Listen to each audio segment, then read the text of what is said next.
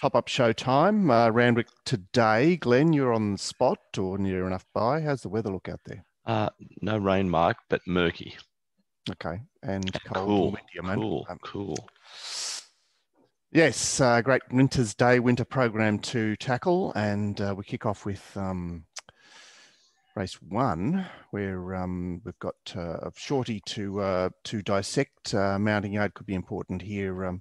3,000 match at this stage, Sacred Field. Obviously the key to the race, and I guess you haven't seen too many of these. Connexi a couple of times, but other than that, Sonnet Star and Winning Burst at Rose Hill.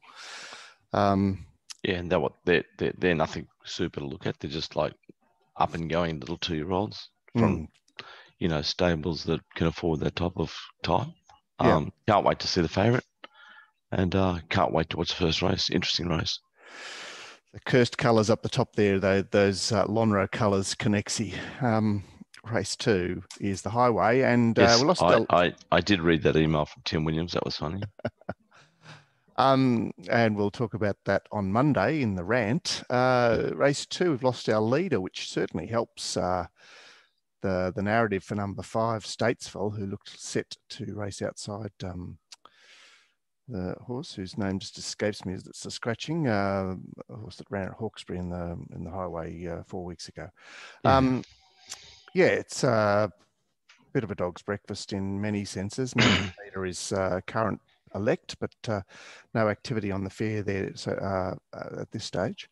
As I mentioned, 5 assisted by the scratching and looks set to sort of lead on its own. The only fly in the ointment is Sparks, Rachel Murray down there, who's on a quickish backup in true Jeremy Sylvester style. I didn't talk about number 22, which I have marked well in my assessments, which have just gone out to Goldies. Obviously, none of us spoke about it, Mark, because I think we just expected it to be scratched, but it's a lightly raced mare. It's got a short SP there behind another one, and looks to have some scope in this race, doesn't it? Yeah, look, it's I think it's a race that's a bit up for grabs because the existing form. Don't forget Monica, Reece Jones to Jay Ford. She perhaps everything went right for her last time. She did the job well, but this may not work quite as well for her. More Sundays on the quick backup with the senior rider taking over. And Manzanita, which I mentioned earlier, sort of a relatively old established horse, despite the fact that Cody hasn't had it for that long. And it's coming back from 1,600 here. So it can present that obviously to me.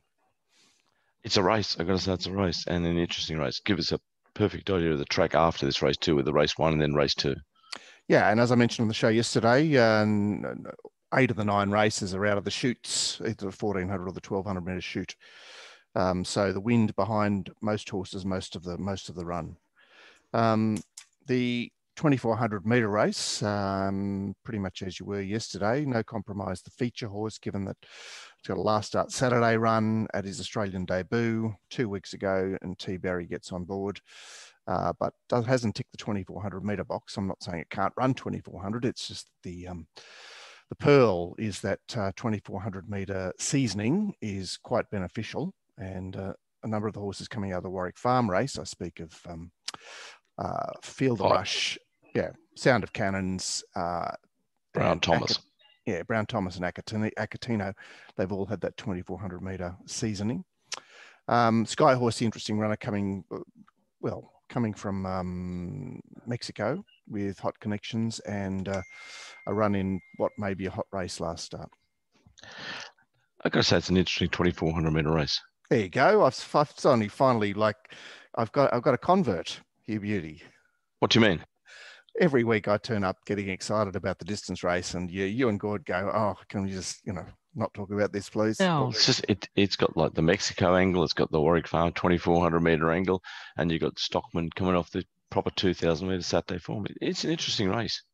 I must say that Stockman didn't endear himself to me in those 2,400s last preparation. So I thought he was the weak one in the market. All right, race 4, and Here we've got another sort of up the grabs race because More Profits hasn't distinguished herself at her last start and has lost a bit of luster. And but nonetheless, it is a race where there's an expectation that Zorocat and Vitesse will cut at each other a bit, which enables something to come from off the pace. You mentioned a narrative for Obvious Step yesterday that the market cottoned onto, and I found very interesting. Bright Rubik, 1200 match there, and looking to trade about the $6 range because she's got a last start in the feature mares race at Scone and happens to meet number 2, 9 kilograms better. So that's obviously thrown a bit of heat into the market. I wonder if that's a good drag on number 2 here. Well, I'd suggest it is some sort of drag, but I mean, you know, the test goes around and around and probably needs a solo lead and the one of the top 3 jockeys. Nikki's Fling. I query that form from that restricted sale Guineas race. They crawled to the line. Snippy Fox has only got Wednesday creds, but fits in there. And you know, you've got your usual suspects and Covet Spirit and co. It is, I think it's another good betting heat. Race 5, interesting 3-year-old race here, sorry, where all 3 of us selected Lennon yesterday onto the bigger track. Third up today. It looks a bit of a game on race. You'd imagine that that there is a bit of pressure up front. I think La Ferré needs to find the front. Stoltz will be there, and 6 gun race very forward in a 1,000-metre race the other day. Nags to Riches would take the front if allowed, and Magic Ruler a little bit more spice out wider. So it looks a sort of a sit and sprinters race. You got any update or any sort of last minute thoughts here? On Len, I still think Gravina gets a nice run. I still think Game Theory is a good roughie. Gord made a good platform for number 1. Great race. Yeah. I got coronavirus here. You beauty. Yes, ma'am. Just don't take the races out today, Glenn. Right. Okay, so the feature sprint, the lead up to the June Stakes, and Marway is 3,000 matched there around the low $3 mark. Tactical Advantage, Glenn, returns from a spell here with the same operation that our Intolerant has just had. Okay. Which is some sort of kerioplasty on his eye. He had a corneal ulcer. And I thought you meant our breathing operation. We've managed to get 2 operations in and 1 start. How good's that? Anyway, that's why you want to be a punter, really. You don't have to put up with all that shit. Just terrifying. It seems a tough gig, doesn't it? Anyway, another good little race, and I think a lot of us are going to be against Marway today now, just the way it's all sort of coming together. I have graded you up here, but you were you were all set to be systems go. I mean, look, this wind behind them should assist the pace horses, and despite the fact that he's coming back in distance, I mean, he is hot to trot this preparation. Good excuses for the times he's lost. Race 7. We're not nearly there. Not quite there. April Rain, 4,000 match, sitting around the even money mark or $2, and be really interesting to see how she goes off that. What I thought was a very plain effort first up at Gosford. I realised she bumps into a team that looked like easy beats, and she's got a win at short odds on a Saturday. 2 starts back at this course and distance, but that's a momentum interrupter, that last start. And I must say, I'm surprised that the market is that bullish about her. I understand that she has to be clear favourite, but she doesn't make it her own this race. She still has to come and get what's in front of her. Yeah, I can feel the drag you've got on this horse. Even after on the review on the Monday, you were not happy with that run. Well, you weren't that either. I mean, Paul and I wasn't that either, but I'm trying to make my game stronger with these things. That Gord's just says this will win, and trying to get into that like cubby house. But at the same time, he's one of the players in the market, and so your opportunities are to take him on when you think he is, when you think his narrative's a bit weak, because that's how this game works. We play against others, and there are facilitators called bookmakers and exchanges, But other than that, we are actually playing against other punters. That's true too. Yeah, it is what it is. This race, Dream Circle is sitting there as the second pick on account of a Saturday win first up. He's a genuine Saturday horse. 11 to 13, I suppose that's all right. Seemed to have things work his way first up, but he did win the race. And you mentioned yesterday that you're keen to see how Greek Hero parades for the new yard. And I guess, Knight looks like it's tuned up first up, did some nice things last preparation before he got lost his way. Yeah. Interesting that there's a couple of runners there, no dollars matched against, including. Oh. Well, it just means, you need someone to play with. So you might want to back them, but there's no one out there to play. There will be, though. There will be. That's the beauty of the exchange. The penultimate, and my forecast firm, Luna's Hero, has had some support here. Brutality remains the top pick with not a lot of interest at this stage. And the lead-up form of 11-11 Bandersnatch, Deal Maker, Military Zone, True Detective. He looks a grab bag. Throw in Asiago, Royal Celebration. Last starts at Scone.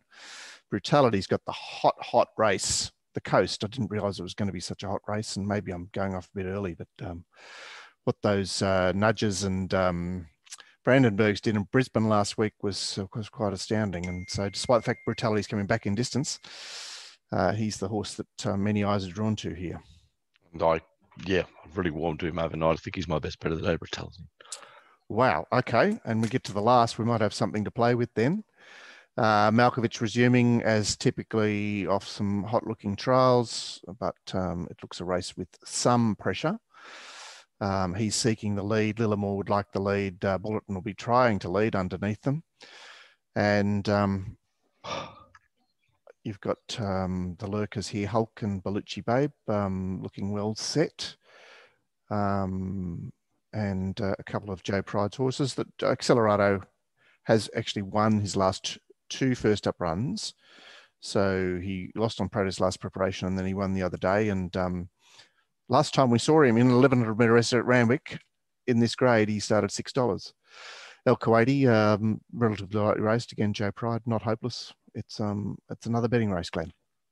It is another betting race. I took the blinkers off El Kuwaiti, I think, when I was looking through this morning. So I don't know if that's a sign of not much intent today, but we'll see. Yeah, I think it's a Joe Pride softly. I'm not throwing the kitchen sink at this point. It's he developed that strategy, I reckon, 15 years ago of blinkers off when they resumed. Remember when he had Hadaf, got Hadaf off Tim Martin, and Hadaf, it became this amazing sort of perennial bobbed up and won these 1400 metre races all over.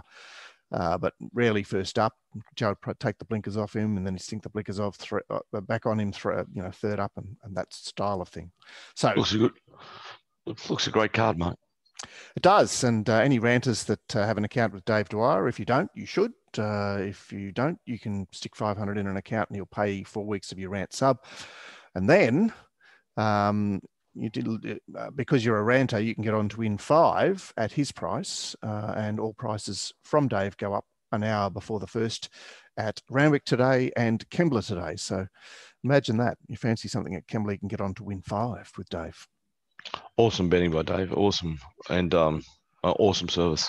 And awesome ranting by us, because we've got 5 shows a week that go out to our community of dedicated race enthusiasts, betters, punters, whatever you like to call us, not players. Jockeys, stewards. You'd be mad not to actually partake of the stuff we talk about and avail yourself of the access to the chat room, which has got some really hard heads in there that like to back a winner and like to tell you why they're backing a winner.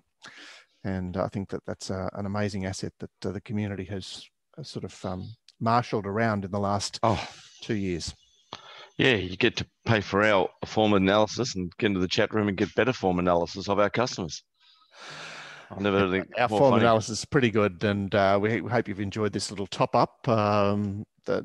As I say, if you've never tried us before, get on board, because the first 2 weeks are free, and you can see what it's all about. So we hope to see you once I stop sharing this Betfair screen. We hope to see you very soon. Very soon. See you later, guys. Good luck.